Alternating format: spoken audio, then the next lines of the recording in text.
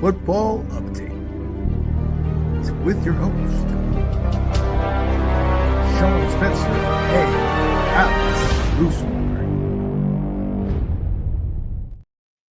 What is going on, ladies and gentlemen? It is your boy, Sean Spencer. And we're already... Yep. Just like my Tar Heels, my internet and everything else is crashing. It is all good. I am here. Enough about me, because I have this hat on. I don't know why. You see my guy over there. Michigan's own Alex Loosemore. What up, Alex? Not too much, man. Excited that we got to see real games. It was a phenomenal week one of college football across the board. So much fun to watch, and I can't wait for it to continue. Oh yeah, absolutely. We're in it. We're definitely in it. We got to see our teams. You see that guy right down there, and that Garnet in black, my guy, Will Kramer. Actually, both or all three. Did Wisconsin win? They did. Yeah, all three of the teams got the dub. They won. Yeah. There you go. Weekend. JMU 4-0 and Maryland 5-0. What a weekend. I wish we were North Carolina fans. Then maybe we would have won too. But listen, you see them two over there. They're in the winner column. Me, my guy. This way on purpose, like yeah. Me and my guy EK were not as successful. Although my guy EK, a lot better performance, and a lot closer than our game. EK Holiday, how you doing, man? We're recovering, but 30 years of it. 36 years of it. You get beat down, you get back up. It's a damn good skill set to have. Thank you, Notre Dame Fighting Irish, for giving me hope and reminding me that you get knocked down, you get up again. Mm-hmm. And as far as us, yeah. That's right. I wanted to break into it, but that'd be bad for everybody.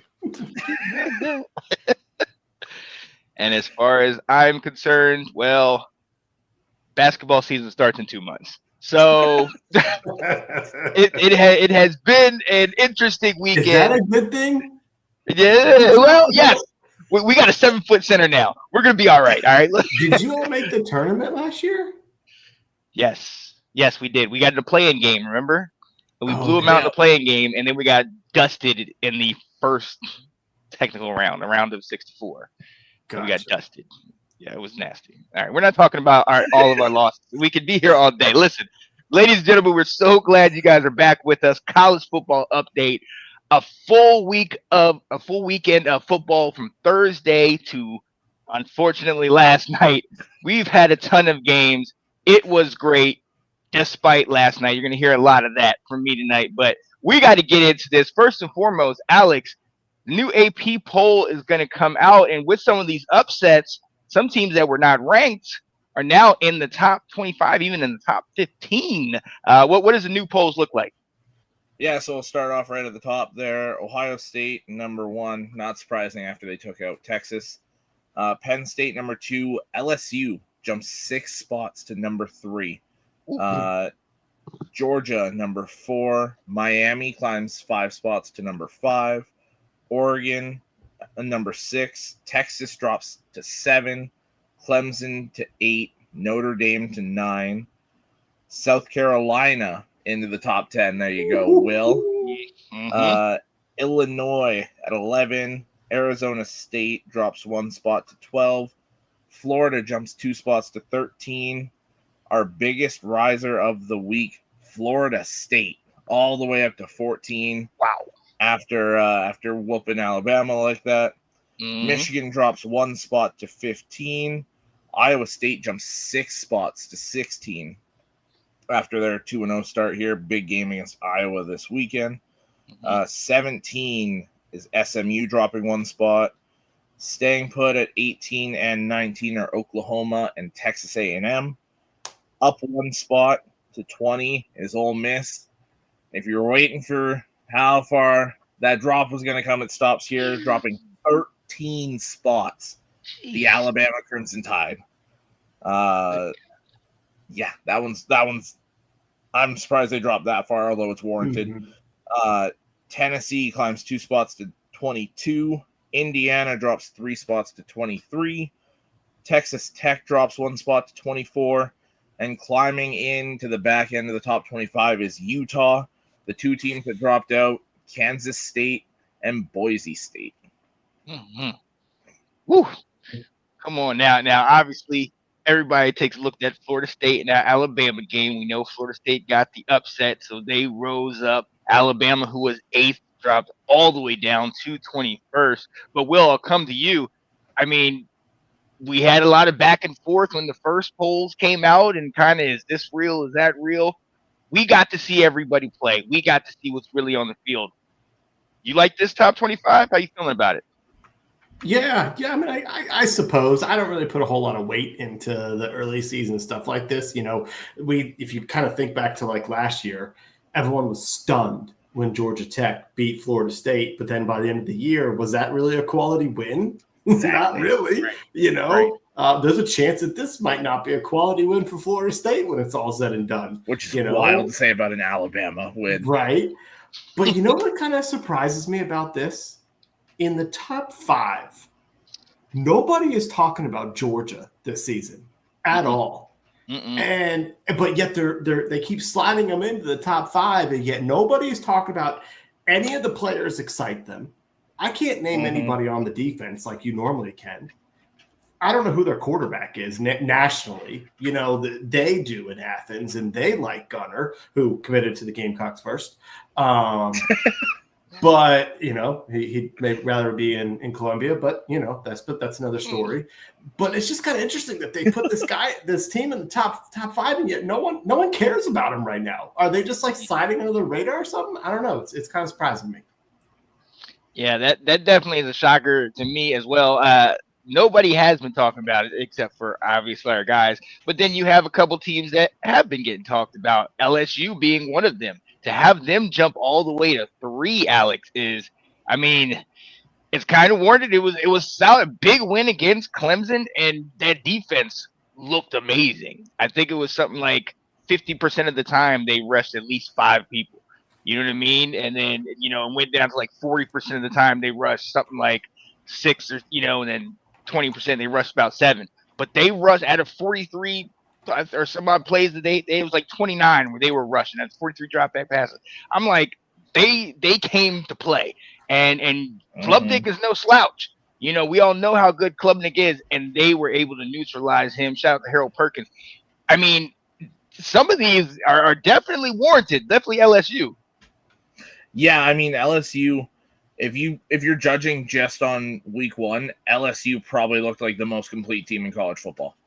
They were amazing defensively. Nussmeier in that offense, they were rolling against a very good Clemson defense. There was the storyline going in of, if I'm not mistaken, LSU had to replace almost their entire offensive line. And they looked more than fine against an amazing Clemson front 7. So it's far different than what we expected from Brian Kelly and LSU off the bat. But if they can keep that up, they might run away with that SEC. But think about what you just said there, though. Being the most complete team, you had a returning quarterback.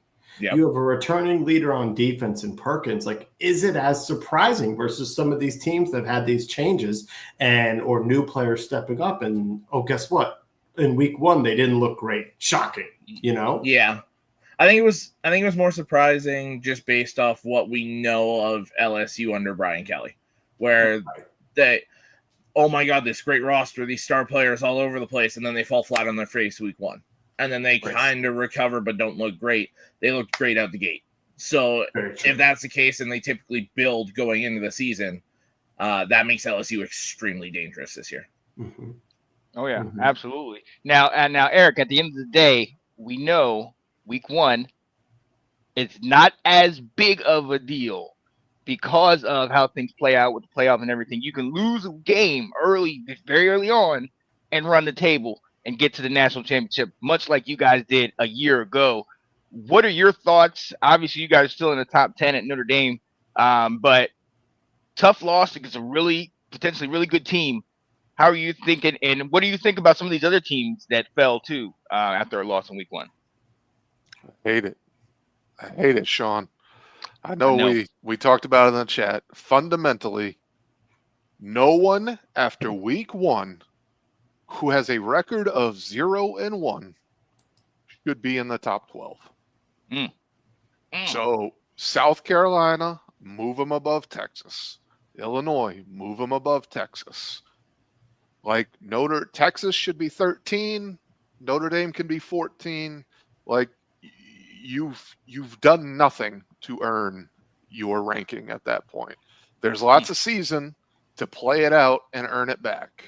But it's the thing that I really hate about it is that we say it doesn't matter, but it does. And here's the reason it matters. The reason it matters is Texas has a loss. They dropped to 7. They do not have to work their way back up at all. They're already still in the thick of it. Like, yeah, they lost to Ohio State, who we presume is good. Yeah. I don't know that Ohio State is good. I mean, neither of those teams really played that great on Saturday. So do we really know much from either team? Based on history, I assume Ohio State is, but I don't know. Same thing with LSU. Penn State.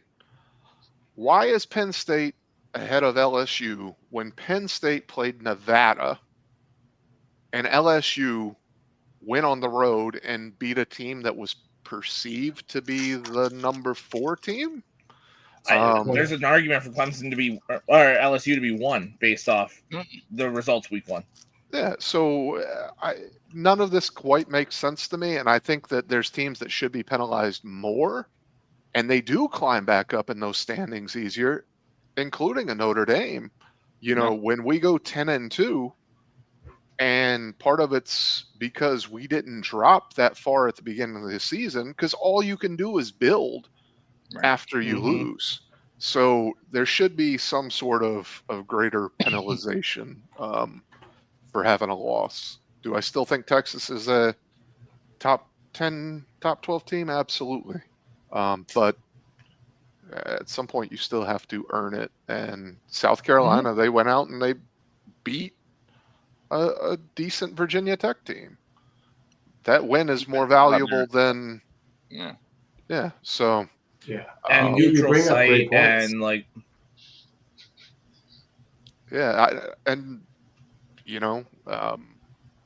Miami beat what was perceived to be a number 6 team. Isn't that more valuable than the Georgia win over 45-7 Marshall? Now, I think Georgia, I still put them in that upper echelon of top 2 or 3 teams, even though, to Will's point, the only person that I know that really strikes fear in me is the Branch brothers. But we all know that they're really good. So, it's a shame when you get later in the season and then all of a sudden, let's say Clemson goes and loses 6 games, just ridiculous, right? Well, at the end of the season, you still hear LSU beat a top 5 team at the time. And that is the most frustrating, ridiculous thing. But it gets pulled every year, and they say it as part of the criteria in the playoffs. Yeah, they're top 5 wins, top 10 wins, and they base it off when they played them. Yeah, tell me who the top 10 wins are after week 12. So what's crazy is, I don't know if you heard it, and I think it was week 0 or it was week 1. I think Kirk Herbstreit was actually trying to advocate for the team that does lose. It should mean more if they played a better team, like the Texas, because he was basically trying to defend the Texas and say, because they played Ohio State, who we perceive to be so great, then that loss shouldn't be that much. And I completely agree with your argument, but Jim's in the will.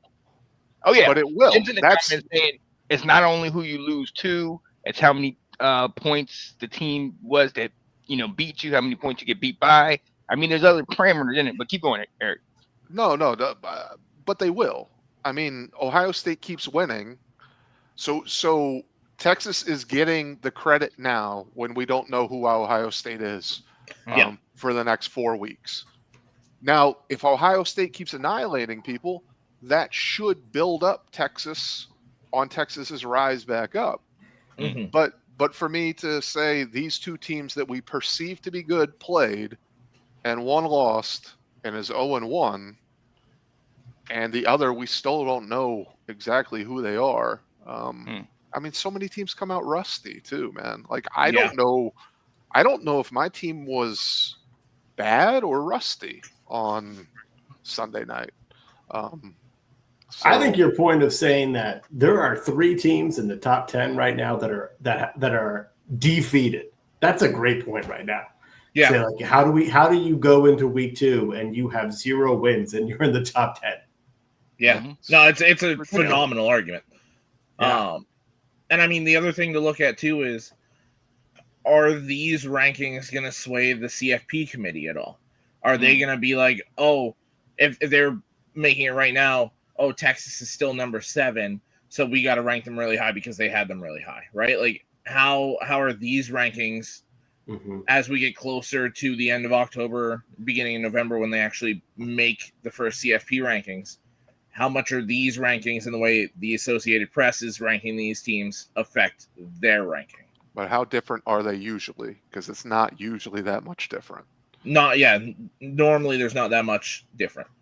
Yeah. Shoot, I just thought about this looking at it. The argument down here in South Carolina is the fact that Clemson doesn't play anybody, and they're 0-1 and ranked number 8. South Carolina is 1-0 and ranked 10th, and yet they played teams from the conferences. So South Carolina said, "Look, we just played your conference and won. You just played our conference and lost. How are you ahead of us?" Yeah, and now, lost now, that. Like there's And don't you play this year? Yeah, they play every year. So, Yeah. so that's the other frustrating thing. That is going to work itself out. Yeah. There's a head-to-head, so the team with the better record should be above. But yeah, I agree. Got a point. Yeah. Got a I mean, point, you also sure. don't want to punish. You don't want to punish the Clemsons, the Notre Dames, and the Texases for saying week 1, like we were so excited for this slate. Whereas, like, all of a sudden now, week 2, Alex is really excited. That's the best game we've got going forward, but it drops off dramatically. I told my wife, "Hey, weekend is yours. What else? What do you want us to do? you know, this is not a weekend where I'm going to park my butt on the couch." Yeah. But we need something, because if we didn't have rankings, I would have never tuned in 2 weeks ago to Iowa State, Kansas State, because I never would have known that these 2 programs were top 25 teams. And it was worth something. Had Alex, you not said that, I would have been like, I'm not watching this game. There's no reason. So it's like, you have to have something. Do I think that Florida State all of a sudden goes from 0 to top 15? No. No. But should they, you got to have something here to figure out what games are worthwhile. I agree. Yeah. We just got to be honest about it. And I don't Yeah. think we're honest Not all about wins it right are now. equal. Well, I mean, to your point about, let's go to Georgia. Go to your point about Georgia. They play a team that, yes, in name, Marshall is maybe mid-level or bigger school, but their entire team transferred out last year because their coach did not get extended. Their entire team either went to the pros or transferred out. So they literally are a brand new team. Now, Georgia dusted them. Yes, we know how good Georgia is perceived to be, but that wasn't a matchup as opposed to the Ohio State beating in Texas or Alabama losing to an FSU, where it's kind of like, yeah, they lost to these guys, but they're going to be good. And brands, how do brands come into this? You know what I mean? To your point, the Clemson, Texas, part of the reason why I don't think they're dropping out is because those are the teams that people want to see. It's You know because what I mean? most AP voters don't deserve an AP vote. Oh, yeah. That's why. There it is. You're spot on. Yeah. And I mean, when you look at these games in general, there's so much context that goes into it too. Like, essentially, looking at that Alabama-Florida State game, you can make a very strong argument that was essentially Florida State's national championship this year, and to Alabama, it was just another game. We don't know that yet, but you could make a strong argument that for months they were just like, oh my God, it's Alabama, let's go, and got so hyped up for it. and were ready and ready to go. And Alabama kind of came in as this is just another game and got their tail tucked between their legs. Like but we don't know until, like EK said, probably about a month in. I guess the other thing more than ever is that there's 12 spots now. Yeah. So like, and 5 auto yes, bids. I know we're all worried about who has worse, better strength of schedule and all that. But at the end of the day, you still got to win the games. Yep. Like wins and it losses matters. still gotta matter. Yeah. And it matters more to you, and I don't have to tell you this, but without a conference championship, you got to win one less game. Yeah. Right. So yeah, I mean, we can go back and forth on this all day, and like to your point, Eric, the people that are coming up with these, I don't know exactly where their heads are at with this, but it's going to always be changing and fluctuating. But let's kind of see how we got to this place. All 4 of our teams played. Well, I'll say 3 of our teams played, and another one we just put the jerseys on and showed up to the stadium. Well, actually, I don't even know if we did that. But did you see the hype before the? You know what? We're not there yet. We're not there. My guy, the one who still has not lost to Ohio State, Michigan, first week beat New Mexico. Bryce Underwood got out there, but New Mexico, they didn't roll over. They tried to play. I thought it was a pretty solid game. What are your takeaways after week 1, Alex?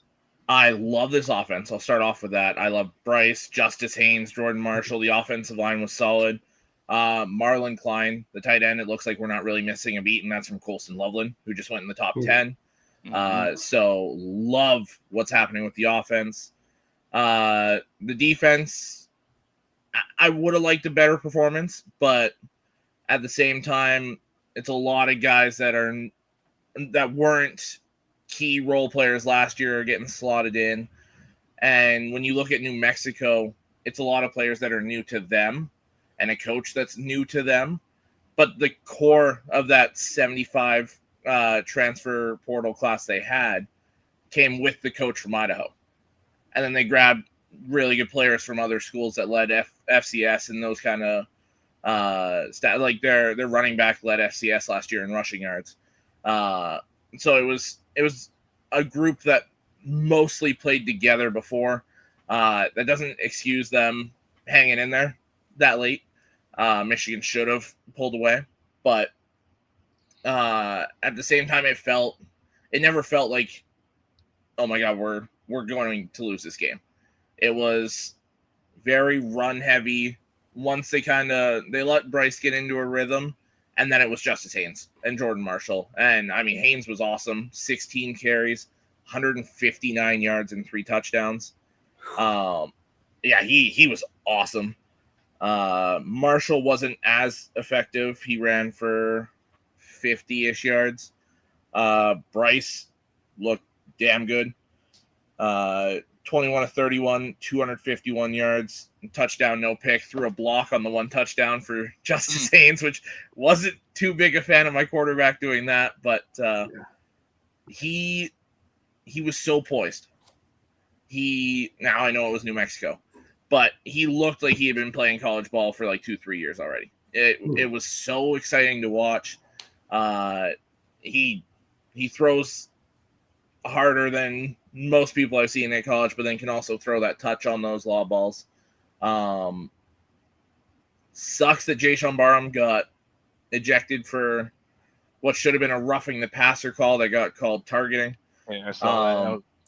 It was a hit to the head, but it wasn't like they even said on the broadcast and the Big Ten commissioner and all that, there wasn't the indicators that lead to targeting. There wasn't the upward strike. He wasn't hitting with the crown of the helmet or the shoulder. It was face mask to face mask. The guy's head snapped back. They called it targeting. Should have absolutely been roughing the passer. They appealed it. It got denied. So Jayshon Barham, who's arguably our most important defensive player, is out the first half against Oklahoma on Saturday. Oh, damn. It's gonna be a loss. Yo, gonna be a loss. Alex, I don't know. I picked it as a loss. I don't know if you can see the Facebook message, the Facebook stream, but my man Jim is coming at you. Michigan shouldn't even be ranked. Penn State and Ohio State are going to blow them out. Give me one reason Michigan should be ranked. Yo, you got anything to say to that? We just talked about how the first week is still guys getting acclimated with each other, getting used to things. So there's a couple things I'm reading these comments here. What's Jim's team? First off, LSU. He's a Louisiana guy. Okay, so he's riding pretty high this week. Congrats on winning in week 1 for once. First off, first time, 2019. First time. And then second off, Penn State doesn't play us this year, so saying they're gonna blow us out. What week? Please tell me. Ohio State, if they actually pull their head out of their ass and decide to throw a ball, then maybe. But we will see on that one. And you got to answer. He's asking, why should you be ranked? That's what you got. Because we're one of the top 25 teams in the country, plain and simple. I don't think there's 25 better teams than Michigan. I would argue the way they finished the season last year, they're the last team to defeat the national champion. Yep. They also beat a Bama team that was pretty decent. After played that, the majority of their starters that game. So as much as I want to agree with Jim, I agree with the sentiment, Jim. But unfortunately, I do have to believe that Michigan is a top 25 team. Yeah, I was like, if Jim wants to name me 25 teams that are better, then we can have this discussion. But I'll wait for that comment. Yeah. Oh yeah. He said it was New Mexico. Look, we'll move on. Another one of our buddies got the W down in Columbia. South Carolina beat Virginia Tech. A lot better Virginia Tech team, at least on defense, than I expected. Can't say the same for that offense, but what did we all come to see? Young Beamer. His dad was going to be. He was down the sideline. Sellers is the Heisman. The Heisman. One of the Heisman front runners. The Heisman hopeful. How was your thoughts after week 1? Yeah. So the game went as I thought it was going to go. Hats off to Virginia Tech. You said it. Their defense played way better than I thought they would. Their defensive scheme and the fact, especially in that first half, how they would, change their look as soon as the ball got snapped. I mean, that confused Sellers. It was a great scheme overall. But I felt the entire time South Carolina was the better team. You play 4 quarters, they would have enough to win the game, especially when it came to the second half. I didn't think that Virginia Tech would be able to keep up with them. And you know what? Virginia Tech scored 3 points in the second half overall. So, it kind of came to fruition that they went into halftime. They did some adjustments that they needed to. It certainly helped. Who would have thought Beamer ball against Virginia Tech is the dagger on them with the punt return. And it could have been a little bit higher. I mean, I have no problem with the touchdown being called back. I actually felt, yes, he got 2 feet in with possession, but he kind of exposed the ball and he didn't complete the whole play. Yes, I've seen the video of last year's LSU game where the exact same play in Columbia got called the catch for LSU. So cost you a chance to play off. Yeah, so fans are kind of mad about this, but so the score could have been a little bit bigger if that had gone either way. I didn't care either way over that call. Like I could see it a touchdown, I can see them calling it not a touchdown. But what I started to see, the defense played well, clearly by the second half. But I finally Nick Harbor's not a great catcher of the ball. So what did they do? They sent him deep. Yep. Thank you, Mike Shula, for adding that into it. You don't need to have him do all these crossing patterns because you see he'll drop something that's when he's wide open, but he can outrun people. And you lulled them in. Sorry, I couldn't talk there, and they went over the top, and that was a great play call there. So it was exciting end to the game. But like I said, Virginia Tech played better than I thought. It was closer, longer, but I never really was too worried. Mm-hmm. Mm-hmm. One thing I really, my eyes were focused on the special teams, because whenever Beamer's involved, there's going to be something on a special team. But also Sellers. I wanted to see how he played, and that defense kind of, gave him some headaches from time to time, but there was points in that game where you saw he just took over. He was the guy, and he led South Carolina. So, I mean, he is as advertised, obviously. Just week one, we'll keep seeing down the road, but I was impressed. I was definitely impressed.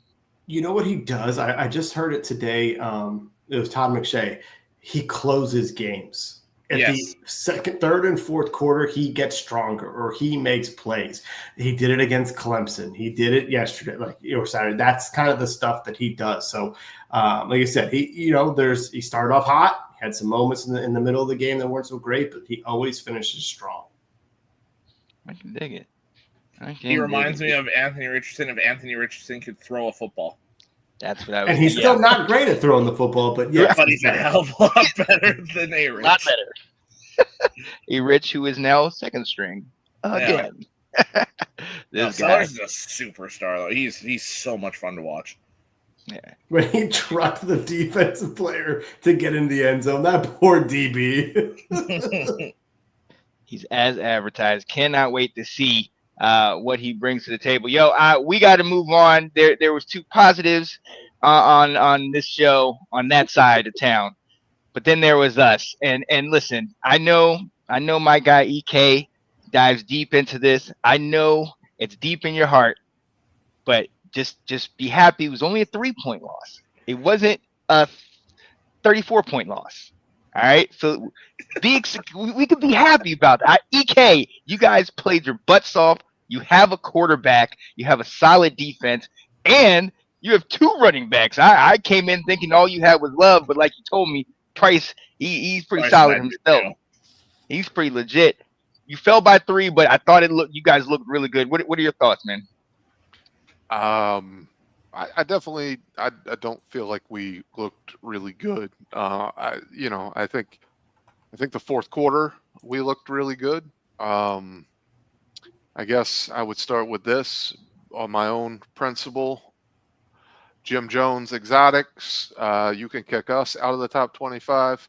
Because again, by my own principles, I believe we need to earn our way back. I would also like to mention, before I dive too deep into this, I had Brian Kelly for 12 years, so your time is coming this year.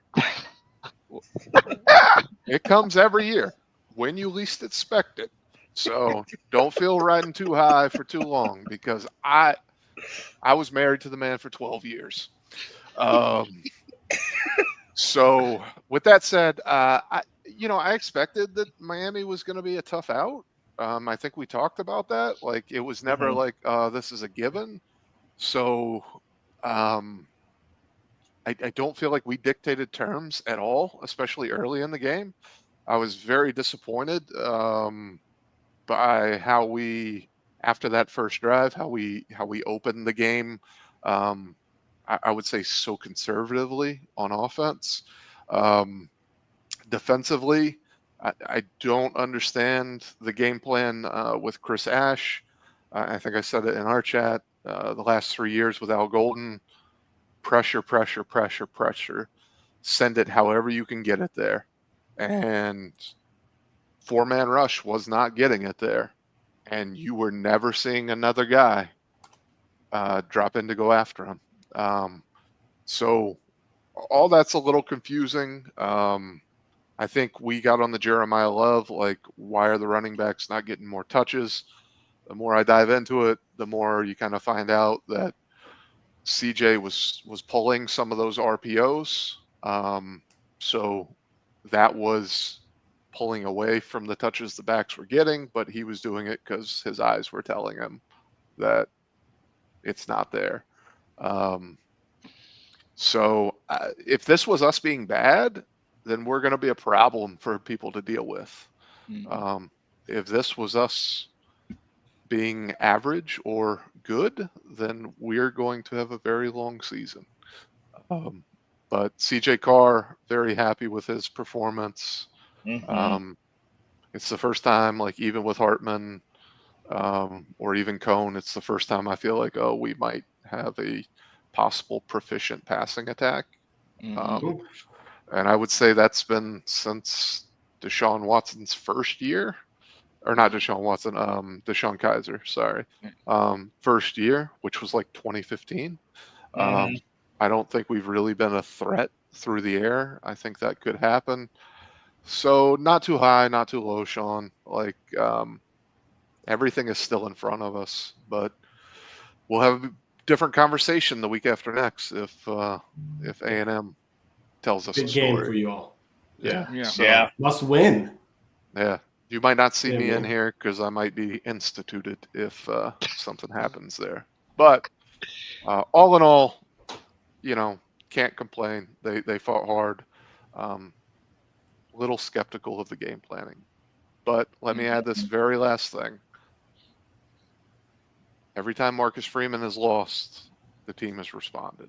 So let's see how that goes. Texas A&M could be in for it too, for all I know. Oh yeah, shout out to him. And that game was extremely close, and there was a couple of those passes, including that one by the wide receiver where he kind of Odell Beckham'd it, caught it. If he doesn't make that incredible catch, it gets picked off, and it's a totally different scenario on that. So here's why I'm mad. The DB was waiting for it. Right, he could have taken his head off. All he had to do was get a finger in there. So that's like the catch. The catch was incredible, but I'm just mad at our DB because what are you doing, man? Yeah. He's like, I'm gonna run this back. You got to touch the damn ball before you can run it back. And he's a very good safety, but yeah. And we know that was a great quarterback, Georgia fans. Great quarterback. We'll talk about that a little bit later. Yo, unfortunately, because there's 4 of us, we have to do this. Listen, one thing we know about this year is there's 2 people that are going to get a lot of attention, win, lose, or draw. It's Arch Manning, and that's Bill Belichick. Why else would they have Bill Belichick have the Monday night game, which is nothing else on but us? Because they want to either see him succeed or they want to see him fail. And gentlemen, I'm not going to lie to you. And Will, you know this. Actually, Eric, you've been in the area. We've had our share in the Major League sports teams. We've had our share of GOATs after the fact. In Washington, we got Deion Sanders and Bruce Smith in their later years. They were decent. And with the Wizards, Michael Jordan, who could still put up 50 spots, but we weren't winning anything. And I kind of feel like we might be there. I kind of feel like, because after the second, obviously we get destroyed in this ball game. I can go on and on with how bad we did, how we were 1 for 10 on third down, or how we only rushed for 50 yards, or how we gave up over 250 yards rushing and passing to those guys. I mean, they had over 500 total yards in this game, but I think what epitomizes it all, we come out of second half, we're down 20-7. I think we still have some momentum. We have a great first drive, but we come out in that second half, and I think on their first play, they run the ball off tackle, take it 75 yards, and they pan over to Bill Belichick, and he's just no emotion, no nothing. I don't think he cares. Personally, I don't know that we can say there's 70 new players on this team, so it's going to take some time to adjust. We can say that, we didn't really know what to expect because Bill keeps everything close to the vest. And one of the positives I look at this game is now we know what to fix. We have to be able to stop the run. We have to be able to stop the pass. We have to be able to run the ball. Freddie Kitchens, that first drive was great. A couple big runs, a nice pass down the field. Our energy was great on the first defensive drive. And then after that, it was just like everything got predictable. Run, pass. Run, pass, run. And it was sitting here like I can call it from where I was at. And listen, first and foremost, not disrespecting TCU. Obviously, we know they were in the national championship a couple years ago. Sonny Dykes is a great coach. Josh Hoover, redshirt junior. The guy can play. He looked good. But I'm to be honest, especially in that second half, I don't think we came out the locker room. It was embarrassing. And I kept saying that in the other college chat. It was embarrassing. all that time that we had, and I know it's going to take time to get everybody to mesh, but it just did not look good. 3 turnovers. I mean, it didn't look good, and we wanted to know what Jordan was going to play, where she was going to be. Well, she came on the sidelines at one point and was talking to him, but yeah. I feel though. Didn't they lose? Jim said it was going to take 4 to 5 games to figure this out, but I don't think Bill is necessarily coaching for this season right now. Like, no, I feel like he's trying to build and see what they have, and you can't expect for him to come in with all those players changing. I mean, where did Gio Lopez play last year, Sean? Georgia Southern or Georgia State? South Alabama. Oh, South Alabama, and now you got him going up in his next start up against TCU. Like, and so now Bill has to be able to show potential recruits and transfer guys that it's worth coming to North Carolina, that he can scheme them. But I think my expectations this year, I'm excited. It brings the excitement. Yesterday, I watched all the pregame stuff. But I feel like it's going to be a build for that program because he's got to figure out who can play before he can really get in guys to evaluate. Yeah. But I get the disappointment. And part of the problem, they didn't lose to Michigan. No, they beat us. Talk about TCU. Yeah. I think this is one of those teams that could actually compete in the Big 12. I think they're better. I think they're a solid team. But to your point, I think this was more. There was an expectation of Bill coming over, and we all kind of dared to believe that, this guy, all his accolades, he's going to immediately just dominate, put the great things on the field. But that didn't end up happening. What we did see that was positive, shout out to Max Johnson, Brad Johnson's son. He was able to get in there and, I think hit 9 of his first 10 passes, ended up getting a touchdown to his brother in that game. So those kind of things were cool. We start to understand, okay, if this offense works, can we maneuver better with that? And now after this, we got Charlotte. We go to Charlotte, and then we come back and play Richmond. So we have 2 games that we should be successful. But if you look at Charlotte's quarterback, Connor Harrell, used to be our quarterback. So he's going to have a bone to pick with us. He's going to definitely try to get back at that. We already know it's going to be an overreaction and all this stuff, but it's just some things about it where I'm just like, all this time you had, and you can't even. They look decent in the first. That second half, they look like the other team had their first teamers and they had their backups. It didn't look good. So it was rough, but this is just week 1. And no, I agree with you. I was saying, yep. Just week 1. And I think this actually brings up a great segment that we're doing. And look, Jim, I see you in the comments. He said, I really think UNC will finish strong, but it might not be enough to make a bowl game. But even if that's possible. And see, here's the other problem that I have. How long realistically do we have Bill? Bill didn't come here with 4 or 5 NFL and college jobs calling him and saying, I want to choose UNC. They weren't calling him. And he decided to come here. And we've seen all the kind of distractions and everything off the field. Does he want to stay for 4, 5, 6 years, get his recruits and build something? Does he want to be in there like Saban was? Saban was a lot younger. Bill's in his 70s, and his vitality, obviously he wants to put it towards a younger little thing. And I don't think it's these players on the team. I'm just saying I think his focus is a little somewhere else. That's all I'm gonna say. But look, we got him. She's got a lot to worry about, though. She's building her retirement portfolio right now with him in Chapel Hill. So she's got a lot invested.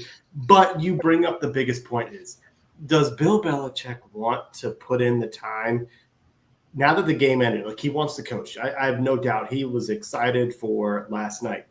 But today, did he call recruits? Did he look with Mike Lombardi at potential guys who could transfer in next year? That may be a little bit too early to be doing that. But like, does he want to be building a roster in college, or does he just want to coach? And that's what I think is fascinating to find out. Yeah. And here's one other thing that I think we all kind of joke about this whole thing with him and Jordan, and we already know that's a distraction. If you saw, they had the little mock shirts or towels or whatever that said Air Jordan with them doing Pilates and all that nonsense. So obviously it's a distraction. But, one of the biggest issues that we all have, and that kind of came out, and this is kind of rumor mill and everything, is when did they meet? We know how young she is now, but when did they meet? When did they start going? Was it 17, 18? Is it an issue there? And there's part of me that starts to think now the magnifying glasses are starting to come down. We're really starting to narrow in on these guys. And if you're not performing over here, we all know if you win, people will overlook anything. But if you're not performing, they might start diving more deep into that. And he might not be focused as much on this. Mm-hmm. And to your point, Will, he might just say, hey, look, I can sit back on my, 8 Super Bowl rings because he has 2 as defensive coordinator. I could sit back on that and I would be fine. You know what I mean? The main conversation on all the talk shows today was, did he ruin his legacy with this game? And it's like, I think the bigger question is, is that his concern, or is it like you said, he just wants to coach again and he's willing to take the lumps in order to see the brighter day? So, I mean, the one thing to look at with him, where we're questioning if he actually wants to build a team, he spent 15, 20 years as the head coach and GM. So yeah. he was building the roster there while coaching as well. So that's something to potentially look at. It wasn't obviously to the extent that you do in college football, but he was one of those guys that was worrying about team building and coaching at the same time. Mm-hmm. True. It's going to be very interesting, and we're definitely going to get into a little bit of that. But Nick, we're going to talk about this overreaction or reality. Obviously, with all these games, everybody kind of had their opinions, and they went right to social media or to their group chat, and they hammered them. And one of those opinions was brought to us by my guy, Will Kramer, who, after we all watched Florida State upset Alabama, my guy was only calling this man out, saying Kalen DeBoer needs to be fired immediately. Is that an overreaction or is that a reality? And anybody take it, Will, if you want to start. Let us know. Will's idea. Does he want to start with it? It's not an overreaction one bit. I can't believe that they let him show up and do a press conference today after what he's been doing. How do you still have this guy on your sidelines? I mean, no, it is an absolutely overreaction, but it is not out of the question that he is coaching there for 2 seasons and 2 seasons only, because he still, after this one, has 5 more games against the top 25. And the problem right now is it seems to be within the program, and since he took over, it's discipline and effort. And that's the part that has people so shook right now about Alabama, is it's not the fact that you're playing games and losing. You're losing to Michigan in the national semifinal. Okay, they won the national championship. All right. It's the fact that you've got guys who are playing undisciplined, which was not a thing under Nick Saban. But more importantly, they're showing clip after clip after clip of guys just not hustling out there. And it doesn't matter what level you're at, but, especially at a place like that and whatever these kids are like, here's a little example. If you want to get paid to play, you better bust your butt if schools are going to be giving you that money. So that's where I think he's in some trouble, is to find out, does he have control over this team? Now, did he not bring in his offensive coordinator from his days at UW? So clearly, and should he be, and now I have my concerns about their quarterback. I've never kind of been a fan of Ty Simpson, so I'm not surprised, but he doesn't have the easiest of schedule, and he's got to right this. Mm-hmm. And let's not forget Ryan Williams. Didn't he get hurt in that game? Did he go out with a concussion? Don't ask me that. I cannot remember, but he was not impactful. Whether Yeah. He had all of his non-existent. receptions were all of his receptions were short, screen passes, little small out routes, things of that nature. He never was really able to get deep. But I'm pretty sure. Shout out to Jim Jones in the comments talking about that I think he got a concussion later on in that game. So obviously, he did say that. That plays a factor. But to your point, Will, I mean, one of the clips that they keep showing on Instagram is the Alabama linebacker who just gets run over by one of the blockers, and it's just like, what? Are the guys like Reuben Foster? Would that happen to them? No, they would kill. You know what I mean? So something's got to change, and I definitely think that this is not a good look. But again, the question is, are we looking at Florida State as what they were a year ago? Right. Or are we looking at, and same with Bama, these with the transfer portal and all this stuff, these teams change drastically year to year recently. So maybe they're not getting those dogs anymore. Maybe some of those 5-stars that were on the bench, as College Football 26 has taught me, leave the next year.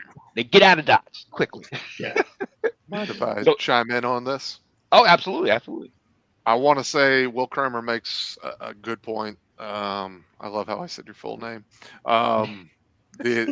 Regarding the lack of discipline and all that, and a lot of it, what I wonder is, Sean, currently Alabama does not have that problem yet, as far as talent. As far as the roster goes, it's still top 2, top 3 talent wise. My question is, and this goes to whether like the Brian Kellys of the world that were at Grand Valley State, then they went to Cincinnati and Central Michigan and all that. You have a way that you build a program, and the formula that works for you. When you go to Alabama, you're not like, for a lack of better analogy, like you're dealing with Ferraris, and Ferraris operate much differently than your Ford F-150s do, from the way they drive to the way you take care of them. So it's got to be a completely different mentality of player that he's dealing with than he's honestly dealt with before. Maybe, at Washington, he got a guy here or there, but it's nothing like this roster. So you just kind of wonder, does he know how to deal with elite caliber players? Because they have different expectations. They also signed up to go to Alabama, where I'm going to jump back to Will's point. It doesn't matter if this was 2 years ago Florida State or this was last year Florida State. Alabama doesn't lose to Florida State. Right. So Alabama doesn't lose week 1, period. That's their first week 1 loss since 2001. Yeah. So, but there's also $60 million buyout. So that's a lot of coin even for Alabama. But losing to any Florida State is not okay in the realm of the last 15 years in Tuscaloosa. So I don't think it's overreaction. And if we see more of the same the rest of the season, I agree. He very well might not be the coach starting next year, even with a $60 million buyout. Yeah, I mean, the buyout thing, you look at what A&M did with Jimbo Fisher. Like, at some point, the money doesn't matter. If you've got to make the change, you make the change. Alabama, to me, seems very similar to the situation we've talked about time and time again this offseason in Wisconsin. It seems like where Luke Fickell went in and tried to change Wisconsin football. It seems like Kalen DeBoer is trying to go in and change Alabama football, which has been so successful and so dominant for so long. You don't change that blueprint. You go in and you mold yourself into what Alabama football does well, and you figure it out that way. Is it an overreaction to say he needs to be fired now? Obviously, yes. But I think there's still time to right the ship. Obviously, it's an insanely tough schedule. But if they can pull out some of these wins in some of these really tough games, then it goes from it goes into the Billy Napier situation last year, where a guy that looks like a dead man walking saves his job. Yeah. You know what I think? EK, you were just saying it. So I don't fault the choice to hire Kalen DeBoer, but he's about to have a season where he plays six top 25 teams. He never had that at Washington. So, and he wasn't with Washington when they had moved over to the Big Ten now to play that schedule. They were playing in the Pac, however many teams they had, 10, 12, 16, whatever they are. Well, he might have gotten, tested 1 or 2 times a year, 3 at most. I will say that was the best year arguably in like decades for the Pac-12. Like Oregon was right in the mix there. SC was in the mix. Everybody Arizona. Like now, obviously not to the level of what you regularly get in the SEC, but that was a tough conference schedule they had that year too. It was much better than it's been in for many years. But I don't fault the choice that like, hey, this is a rising and up and comer. Let's bring him here. But you gotta wonder, is he in over his skis at a school like this? The expectations, like EK is saying. Could be, and only time will tell. Go ahead, Eric. Oh no! It's just a matter of, can you do it? I mean, if they give him 5 years, Alabama will be really good again. But are you going to give him 5 years? Because he's had success doing his thing. So I have no doubt with a long enough runway, he would do his thing. But can he do it on an Alabama timeline? Exactly. An Alabama timeline was before he was born. Yeah, he it's needed to already. Quick, hurry up. They're already looking for the next guy. So yeah, we're all kind of on the same on that one. Let's move on down the list, and EK, I'll come to you because this was in your game, so you got first-hand view. Carson Beck and the overreaction in reality. Carson Beck wasn't the problem in Georgia. Georgia was the problem for Carson Beck. Is that an overreaction or is that a reality? Well, let's start with this. Like you guys know that before the playoff game, I was thrilled that Carson Beck wasn't going to be the quarterback playing. Mm-hmm. So I think all 4 of us were for you. I was always confident that he was a quality college football quarterback. With the amount of time he received, whether that's due to Miami's play or us playing poor or a combination of the both, but having receivers who can catch and having an offensive line that was really, really stout. There's 2 or 3 first-round picks on that offensive line. A couple receivers made some great plays that bailed out some balls, but in the same right, those balls were catchable and they were caught. So I think Georgia would be better with Carson Beck this year than they would Gunnar Stockton, based on what I've seen from them. But I guess to answer the question, I don't think Carson Beck is the problem or was the problem for Alabama or Georgia, excuse me. I don't know how you could watch that and think that guy can't do the job. He was accurate. He was composed. He was phenomenal. And honestly, I didn't consider him an NFL quarterback, but I'm looking at it a little bit differently. Not saying he is yet, but after that game, he's trending much better than he was. I saw it in the Bama game last year. That's when some of those throws that he made wasn't the one to like tie the game, or maybe it was the touchdown before to tie it. He threaded that, and I think we all were in a chat. We went, "That was sick." Okay, this is it. But I think I read a stat that said that there were 36 passes dropped by wide receivers from Georgia last year. In the country last year. They led the country in drops. Yeah, so no, Georgia was the problem for Carson Beck. If your wide receivers can't catch the ball, so good for him to say, "I don't want y'all. I'm going elsewhere." They shoved him out the door. They said they didn't want him. Yeah, that is your good point. Yeah, I even know people that said that Gunnar Stockton not only was better, but was the second coming of Stetson Bennett. Which the Stetson We thing, get there. maybe Stetson was a The most decent run by a phenomenal overblown team. Yeah, Yeah, the most He was- overblown thing of all time. he was an average starting quarterback surrounded by NFL talent all over the place. Right. Right. There's a reason why a ton of NFL like draft people going into last season were talking Carson Beck as a top 5, top 10 guy in the draft, and it's those throws like we talked about in that Alabama game. Some of the plays he made in this game Sunday night where it's just like all you can do is just like damn, like there's where it's like, oh my God, that guy can do it, and not many people in college ball can make those throws. And like you guys said, it's funny when you've got an offensive line that gives you time and receivers that can actually catch the football, how good a quarterback can look.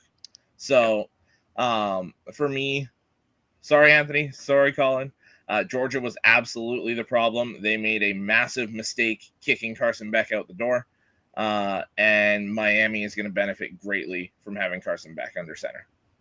No, absolutely. And to your point, Eric, about his stock going, I thought he was, NFL level last year, but the injury was gonna, I'm glad he stayed that extra year.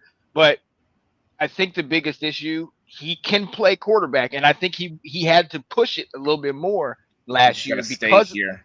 He can't. Right. Well, exactly. And the thing is, because he didn't have his run game, they didn't have a consistent run game in Georgia last year. Because his receivers were dropping the pass, because his own line, wasn't giving him all the time in the world. He was trying, and his fact that he was able to do what he was able to do and get them as far as he did before he got hurt says about how good he is. But to your point, in this game, Miami had over 100 yards on the ground. He was able to get 20 of 31, 200 yards, and a couple touchdowns, pedestrian, but at the same time, he did what he needed to do. He was able to drive down the field at the right times, and like you said, keep level-headed and everything. I think Georgia too was a problem. I think that is the reality of the situation. And to your point, Eric, I think he would elevate that team, but if that team doesn't have the pieces around him and if they don't have the faith in him, because that's the second thing. Like your point, you said, Alex, they pushed him out, and season wasn't even over, and they were already like, Gunner's the guy, he's the next, and Carson can go. And it was disrespectful to some degree, and would love to see that a Miami Georgia game down the line somehow, but I think they were more of the problem than he was for them, and he did the best he can. So we'll see how this season goes. But it's going to be quite interesting going down the line. And just to say, no one here is doubting what Gunnar Stockton can be. Right. But even if we just take a little, maybe this will be a sneak peek of other stuff we talk about at some point. But if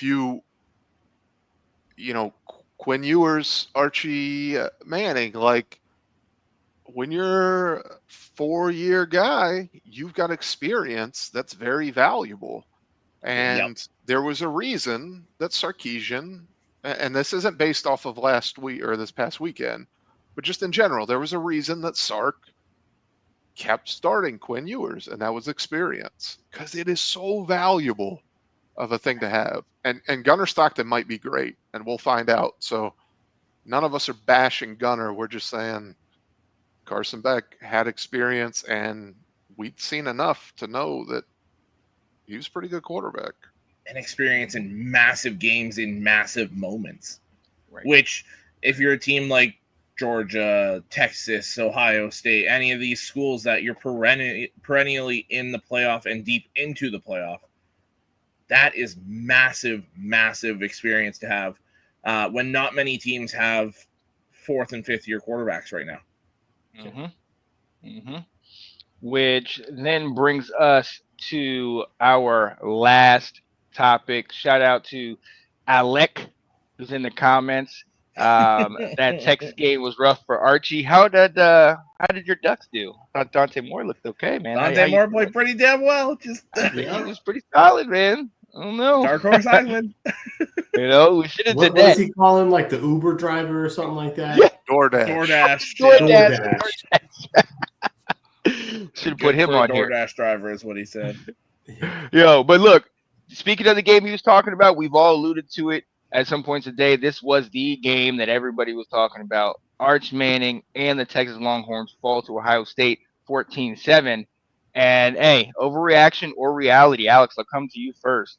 Arch Manning is overrated. I disagree. I strongly disagree. I hated Sark's game plan. I think a big part of it was, did we really know what Matt Patricia was going to do defensively? You knew he was going to bring NFL schemes, but to what extent? You couldn't game plan Ohio State's defense that well because Jim Knowles is out the door. Obviously, you still have the guys like Caleb Downs and Sonny Styles and them there defensively, and phenomenal players on that defense, but you couldn't get that great a game plan. And when you've got guys like Wingo and Livingstone and those guys on the outside that can fly, it's kind of similar to what EK said about their offensive game plan. It was so conservative and so enclosed. When you have guys like that, you open up the field, you let Arch make all those throws. He's one of those quarterbacks that is dangerous to every single blade of grass on that field, can make all the throws. It seemed like he was kept on such a tight leash, and I don't really understand it. What do you guys think? I hate this conversation. Like, you all know I like Arch Manning, and I am like pissed at college football media and sports fans in general. Not fans, the sports media. It reminds me of when people got fed up with the news and politics, and they were like, all you're doing is just bashing and stuff, and we can't trust you. It's like, this guy was making his very first start in college football against a top 5 team in Ohio State Stadium, in the shoe, against a defensive coordinator who came from the NFL. And just like Alex was saying, and all people are doing is bashing this guy, saying he's a bust, all this stuff. And I'm like, are you kidding me? First off, is that no one talking about how the Ohio State quarterback too did not look very good either, and he was a 5-star quarterback? Is he of the same fanfare as Arch? Absolutely not. So I get that. But it's like, we are overreacting as a society too much and laughing at and bashing,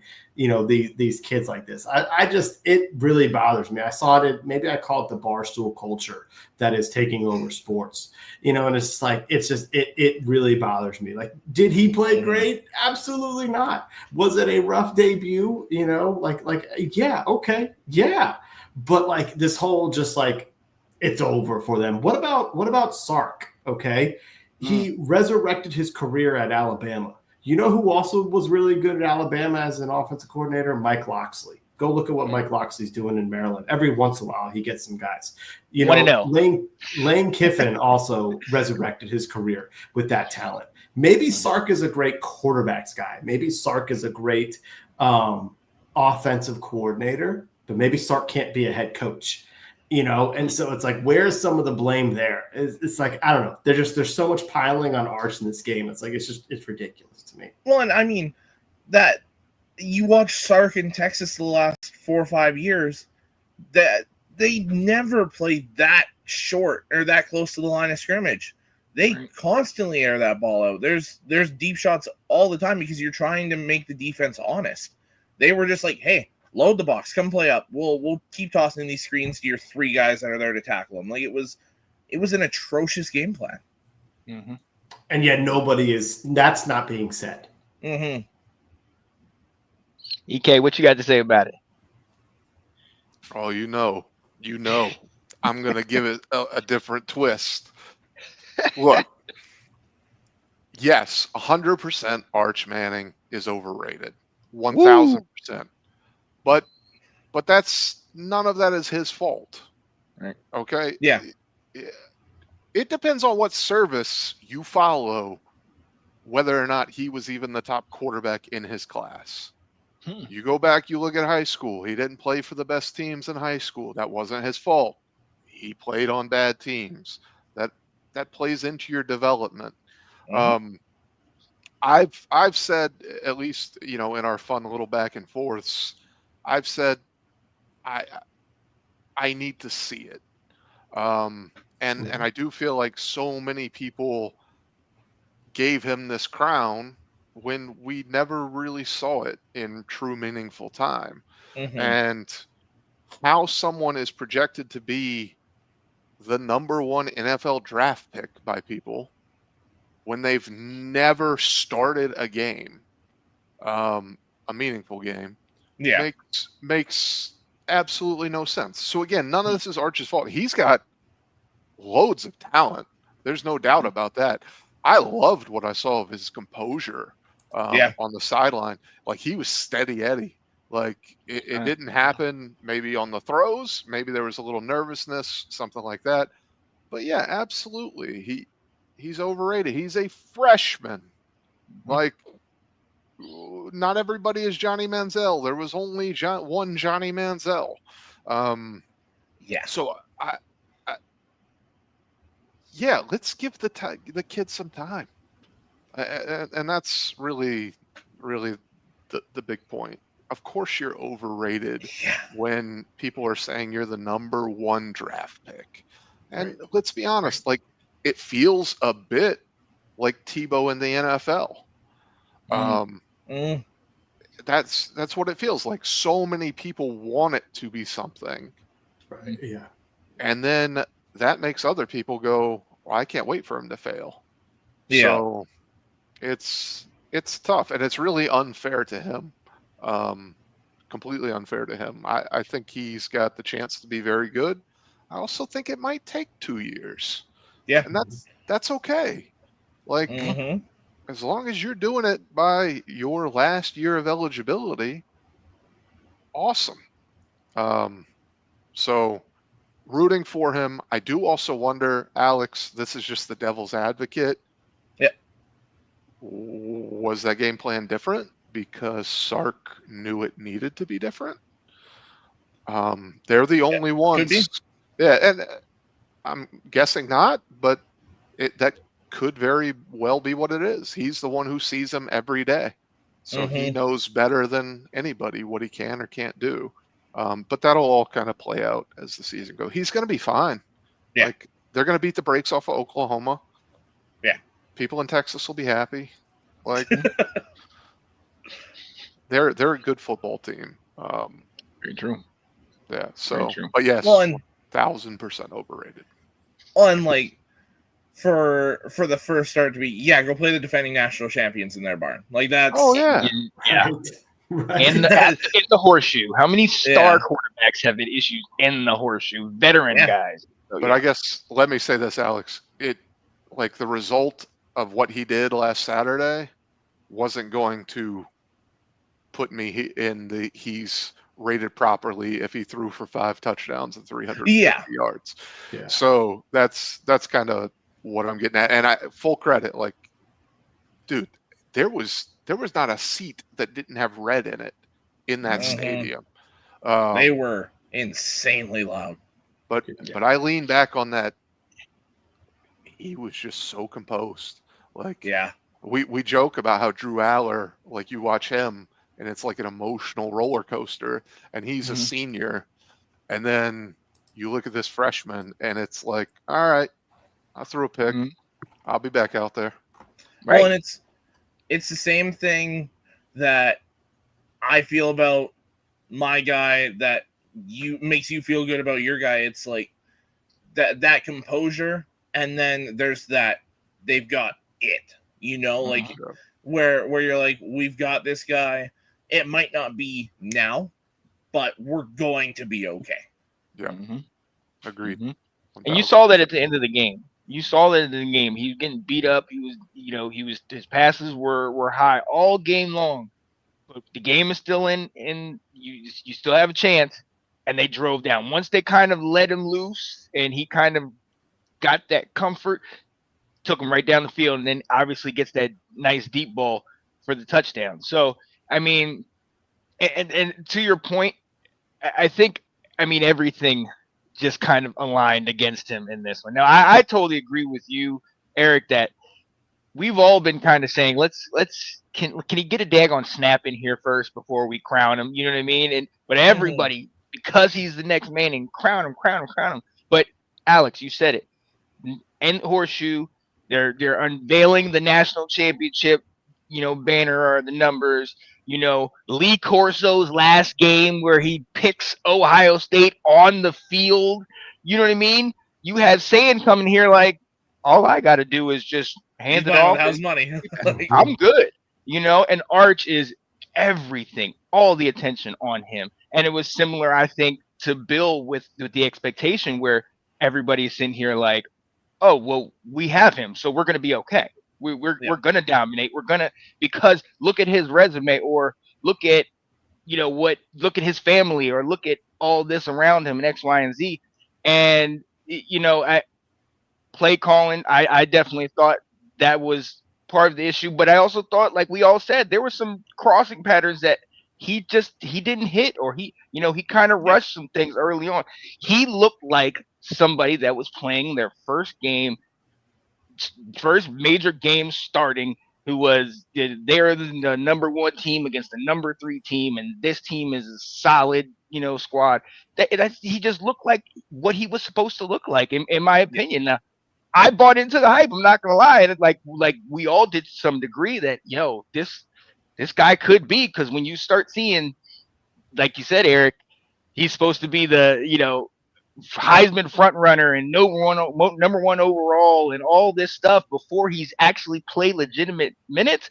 It's like, wait a minute. I mean, I'd almost argue that it was kind of the same kind of hoopla as Deion's, the big debut, where it was sold out and everybody was there and all that attention was on it. And it was kind of like, now, shout out to TCU, because they put another still 40 spot on it, but it was so much attention, so much hoopla, and they had a vet at QB.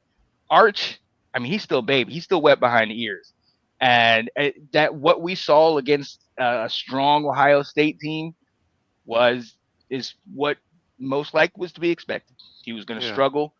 But to your point, that composure kicked in, especially at the end, and he never stopped fighting. And he actually had an opportunity in that last drive to start driving him down. Unfortunately, he wasn't able to, get it done. But he has 5 more minutes in that game. Who knows what happens?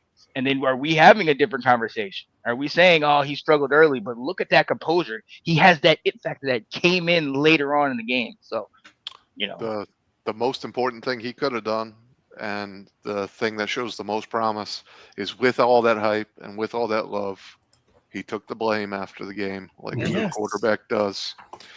So that shows you the humility and, putting, even if you don't believe it, publicly putting that pressure on yourself, which is gigantic. And then let's just throw one last thing into this.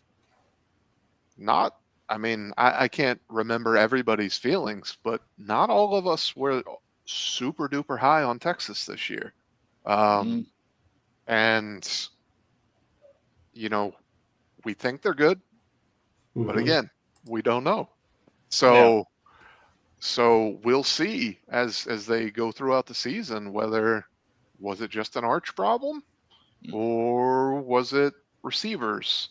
Was it the line? Like, is Texas as good as people thought they were?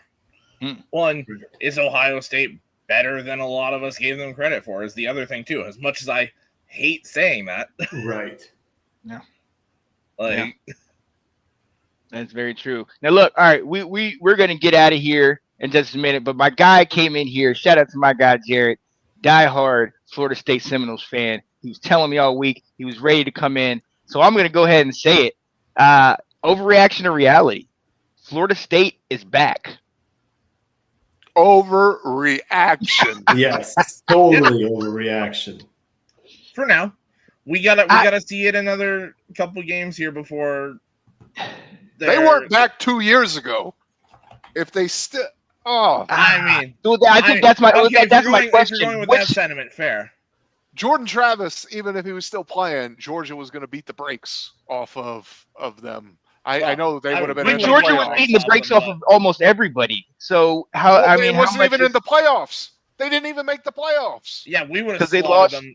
It was literally because they lost Jordan Travis that they didn't make the playoffs. They said that. So we would have slaughtered them instead. But Yeah. They still have 4 more difficult games coming up here yet. Are they? I mean, you got to think last year was a complete fluke. Like, how do you go from being a national title team to It's not not, fully restocking? and On the 2 way years back, ago was but the not fluke. back. That every other year under Norvell or whatever the hell his name is, it was bad seasons. The 1 year with Jordan Travis where they ran the table and then got slaughtered by Georgia was the outlier. He's been bad every other year. He has been there. Because we were calling for if not, like, when is he going to get fired? Not if. Yes. They go on this run, and then all of a sudden everyone like forgets they were bad before that. They've been bad after that year. We got to see. They've got to have another couple good years before they're anything.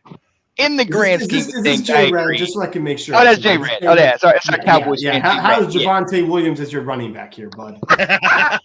Where's Micah? But look, this is where I disagree.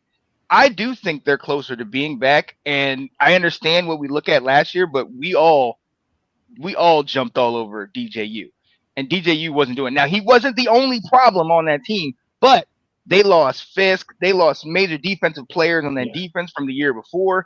I mean, obviously, with the injuries with Travis, Coleman, at wide receiver, they lost a bunch of talent that year that they went undefeated. And then you have just a crazy season. I to say he was fully back might be a stretch, but if they can continue to put this effort out, which again, we need to see more games, I think the argument can be made that this is more of a reality than an overreaction. That's me. You got to give me probably gonna win every 8 week, games. Sean. Every week, you got to make me lose my something. Did I bring up Florida? I could have brought up Florida. I wanted to bring up overreaction to reality. Florida's going all the way. Florida and another word added to it. That's what you did. Alex's point. Yeah, you added on. Yeah, Alex's point though, like, certainly they could be on their way back, but we can make as many excuses as we want to about what they lost, but Jared, we don't know what this Knowles team is, though. Yeah, no, but the point is that Florida State, just like Alabama, it didn't matter if this Florida State team is good or not, should have won. Florida State being back isn't 10 wins. Florida State being back is Bobby Bowden every year, 11 wins, 12 wins. National championship contender. We need to see it like consistently back to back, because if it's up, down, up, down, up, down, then we're just having one-offs. But out of hopefully 6 years? Yeah, hopefully it's the start of something, but they didn't even make the Hopefully for playoffs whom? in their Who says that? For I say that. J Red. I'm with it. Oh. Let's go. You don't need to be nice to him. I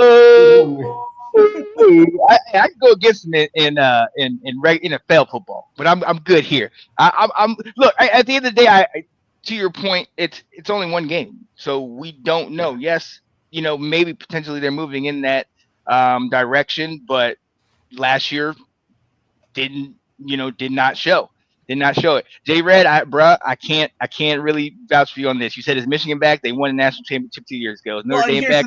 They won. They went to the national championship last year. They also still won 8 or 9 games last year. And the only teams that had a worse passing, the only team that had a worse passing offense than Michigan last year were the service academies. We have a quarterback now, so I'm confident. That should have been your argument to LSU guy, to Jim Jones. That should have been what you said to him. And now we have a said is name me 25 teams that are better. I mean, that's it. I agree with EK though. Like, Florida State winning 8 games is an expectation. That is your floor, So you got to be able to do more than that at Florida State. The talent that you have. Right. I actually have a soft spot for Florida State. So no, Notre Dame did not look good. I've been the one saying that the most out of these 4 people here. Yeah. So I got no debate for you there, but I still think we would take Florida State down if we played tomorrow. So I can't wait to see. I might go. Look, now you know you got my Heisman dark horse, Tommy Castellanos, and I definitely think he brings more than just the play on the field, but he brings a certain swagger. And I would even go one step further. And I'm not going to do this to you guys because we're about to get off here, but I go one step further and I'd say overreaction to reality. All the big three Florida teams are back. Florida Gators, Florida State Seminoles, and Miami Hurricanes. Let's go.